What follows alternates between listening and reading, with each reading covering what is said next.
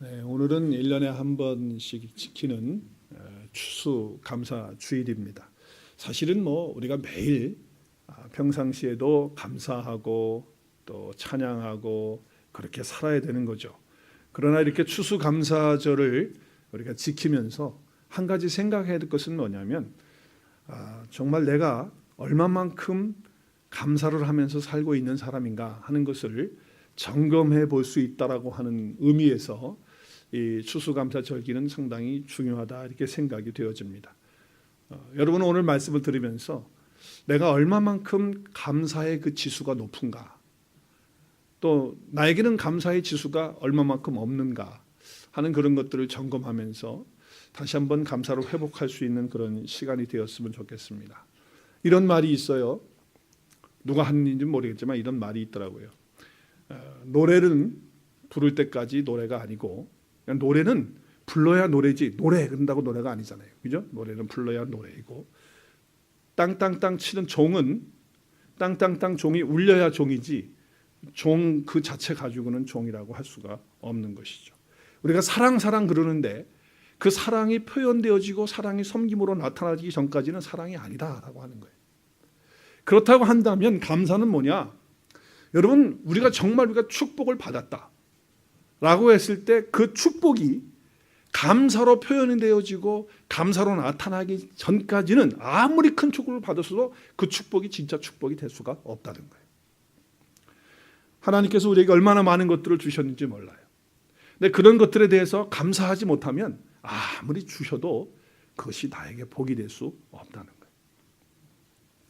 그렇기 때문에 하나님이 거하시는 곳이 어딜까 이렇게 생각해 보면 첫째는 천국이죠. 물론 우리 마음에도 계시지만 우리 하나님 나라에 하나님 계십니다. 그렇죠? 천국에 주님이 계셔요. 그리고 또 하나는 감사하는 자의 마음 속에 주님이 계실 거예요. 하나님이 거기 계신단 말이에요. 감사가 행복해지는 연습이라고 한다면 불평은 불행해지는 연습이다라고 하는 것을 여러분 마음에 좀 새겼으면 좋겠어요. 어느 집사님 가정에 하나님이 축복을 하셔가지고 아들만 넷을 키우게 됐습니다. 아이들이 유치원부터 초등학교가 있는데 또 아이들이 얼마나 활동적이고 그냥 힘이 넘치고 장난기가 많은지, 그냥 신발을 사주면 그냥 얼마 안 가서 그냥 다 그냥 어떻게 달아지고 찢어지고 막 그러는 거예요. 옷도 사면은 옷 사서 입혀주면 금방 헤어지고 막 더러워져서 빨래를 해도 이건 매일매일 정말 세탁기를 돌려도 부족할 만큼 아이들이 그렇게 장난기가 있고 또 아주 활동적인 그런 아이들이었다고 해요. 그런데 어느 날 세탁기를 너무 많이 써서 그런지 몰라도 세탁기가 고장이 난 거예요. 그래서 그 집사님이 세탁기를 새 걸로 살 수는 없고 중고로 좀 좋은 게 있으면 사야 되겠다. 그래서 벼룩시장 같은 거, 여기로 말하면 조지아텍이나 이런 데죠. 벼룩시장의 중고시장에서 파는 그걸 보기 위해서 그 리스트를 보기 시작했어요. 서치를 했는데 어느 집에서 판다고 내놓은 거예요. 그래서 주소를 받아가지고 가니까 그 집이 2층 집인데 아주 호화저택인 거예요. 세탁기를 구경했습니다. 하고 보니까 너무 좋은 거예요. 세탁기가 거의 새 거예요. 그런데 팔려고 내놨는데 아주 저렴한 가격으로 내놓은 거예요. 얼마나 감사해요. 그래서 빨리 사야 되겠다 그러고 그냥 대답도 없이 그냥 돈을 주고 이제 사겠다고 그랬습니다. 그러면서 물어봐요. 아니 이 세탁기 이렇게 좋은데 왜 팔려고 그러시냐고. 그랬더니 그분 하시는 얘기가, 그 팔려고 하는 분이 얘기가 뭐냐면 새로운 모델이 나왔는데 그 모델이 좋을 것 같아서 세탁기 바꾸려고 파는 겁니다. 그렇게 얘기를 했어요. 그때 그 집사님 그 얘기를 들으면서 나는 지금 경제적으로 여유가 없어갖고 중고 세탁기 이렇게 사러 다니고 그러는데 모델 바뀌었다고 새 걸로 또 바꾸나.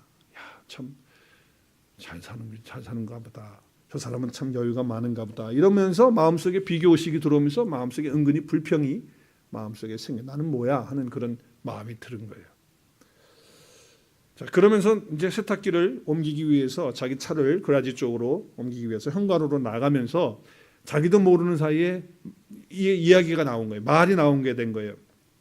우리 애들은 얼마나 극성스러운지 신발 한 번 사주면 그냥 금방 달아가지고서 그냥 큰일 나버리고, 또 그냥 옷도 사줘도 그냥 옷도 금방 헤어져 버리고 참 그렇게 되어지는데, 그래서 그냥 주의를 주고 그렇게 하지 말라고 그래도 그냥 도통 말도 안 듣고 그렇게 하는데 말이죠. 아빠 사정도 모르고 말이야. 애들이 그렇게 하는데 이놈들 그냥 버릇을 어떻게 고쳐야 될지 모르겠다.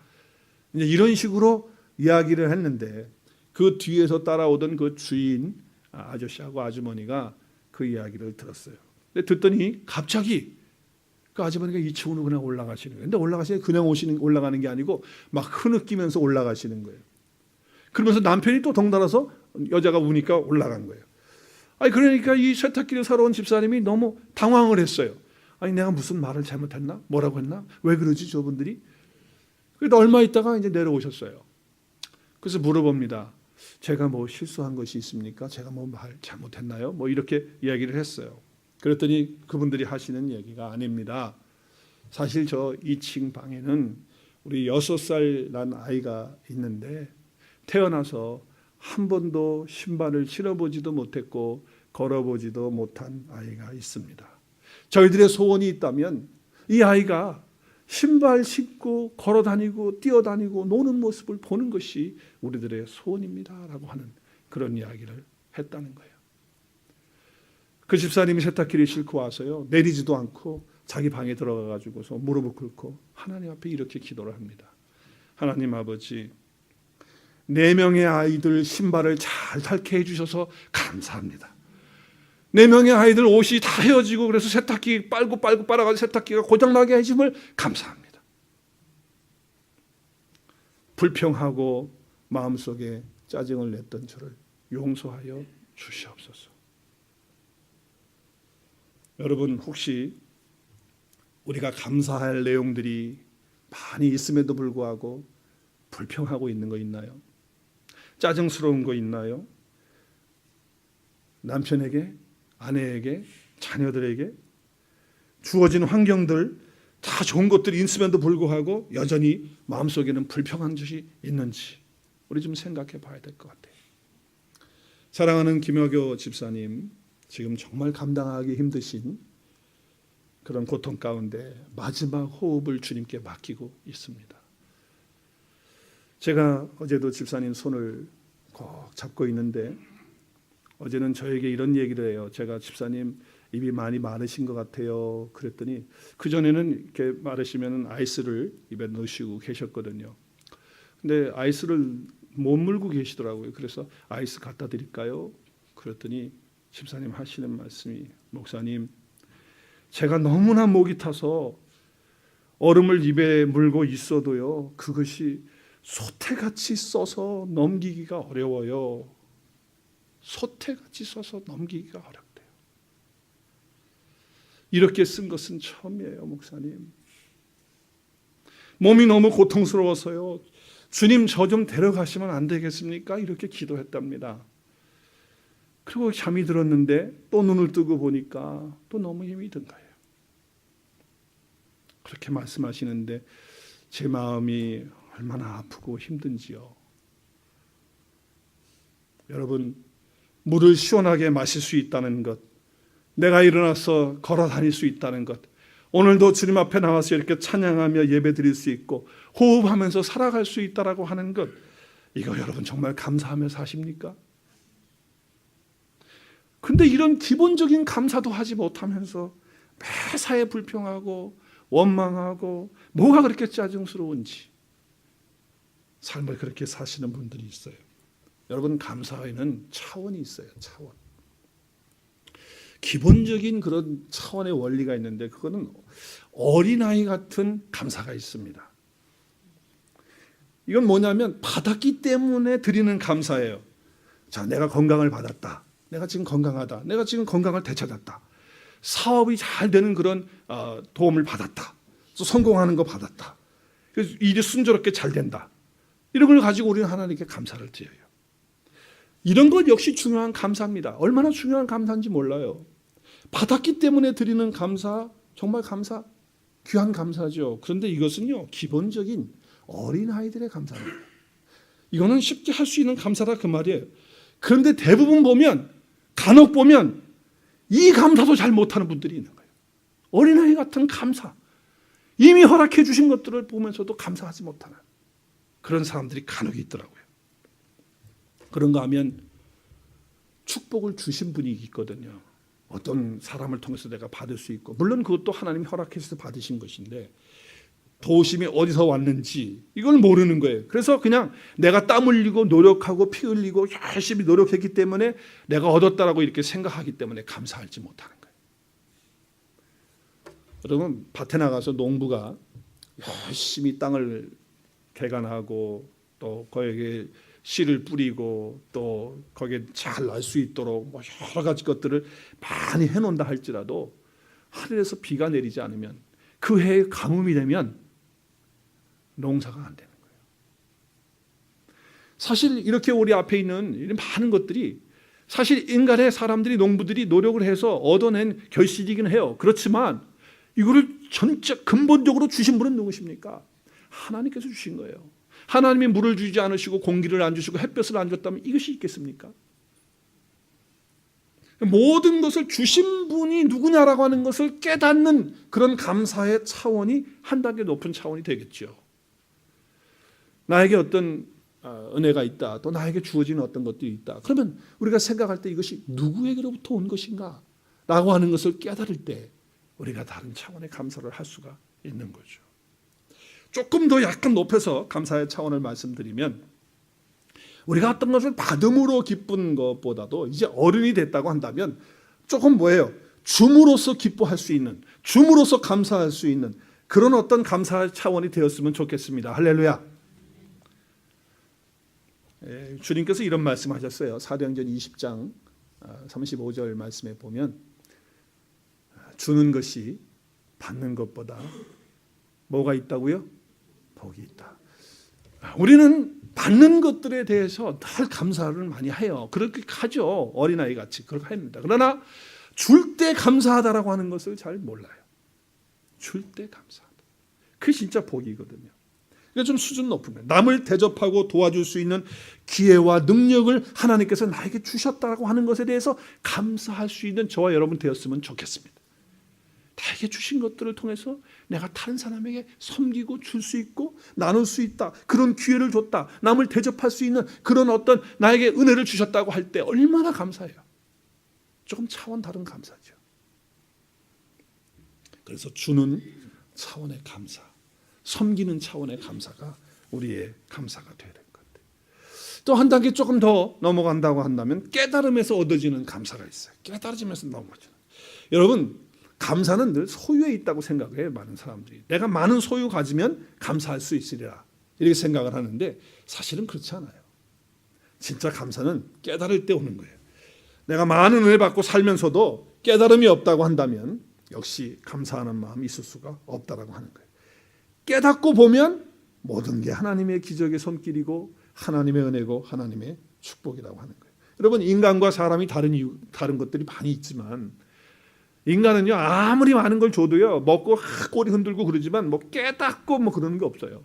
근데 사람은요, 하나님께서 우리에게 주시는 것들을 통해서 우리는 깨닫는 그런 존재가 된다라고 하는 것이죠. 여러분, 그렇기 때문에 내가 행복해서 감사한 것이 아니고 감사하기 때문에 행복한 거예요.